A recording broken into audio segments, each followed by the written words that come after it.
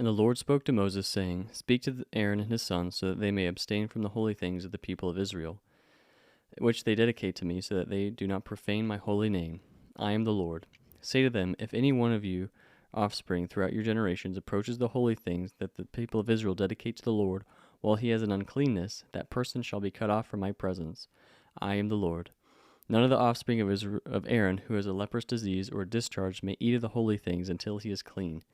Whoever touches anything that is unclean through contact with the dead or a man who has had an emission of semen, and whoever touches a swarming thing by which he may be made unclean, or a person from whom he may take uncleanness, whatever his uncleanness may be, the person who touches such a thing shall be unclean until the evening, and shall not eat of the holy things unless he has bathed his body in water.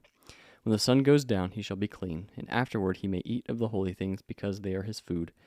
He shall not eat what dies of itself or is torn by beast, and so make himself unclean by it. I am the Lord. They shall therefore keep my charge, lest they bear sin for it and die thereby when they profane it. I am the Lord who sanctifies them. A layperson shall not eat of a holy thing. No foreign guest or of the priest or hired worker shall eat of a holy thing. But if a priest buys a slave as his property for money, the slave may eat of it, and anyone born in his house may eat of his food. If a priest's daughter marries a layman, she shall not eat of the contribution of the holy things. But if a priest's daughter is widowed or divorced and has no child and returns to her father's house, as in her youth, she may eat of her father's food. Yet no layperson shall eat of it. And if anyone eats of a holy thing unintentionally, he shall add the fifth of its value to it and give the holy thing to the priest. They shall not profane the holy things of the people of Israel, which they contribute to the Lord, and so cause them to bear iniquity and guilt by eating their holy things. For I am the Lord who sanctifies them.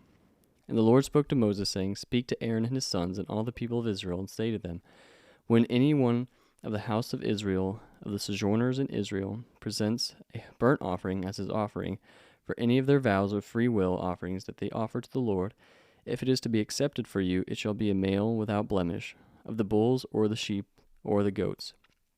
You shall not offer anything that has a blemish, for it will not be acceptable for you. And when anyone offers a sacrifice of peace offerings to the Lord, to fulfill a vow, or as a free will offering from the herd or from the flock, to be accepted it must be perfect. There shall be no blemish in it. Animals blind or disabled or mutilated, or having a discharge or an itch of scabs, you shall not offer to the Lord, or give them to the Lord as food offering on the altar. You may present a bull or a lamb that has a part too long or too short for a free will offering, but for a vow offering it cannot be accepted. Any animal that has its testicles bruised or crushed or torn or cut, you shall not offer to the Lord. You shall not do it within your land. With it neither shall you offer as a bread for your God any such animals gotten from a foreigner. Since there is a blemish in them because of their mutilation, they will not be accepted for you.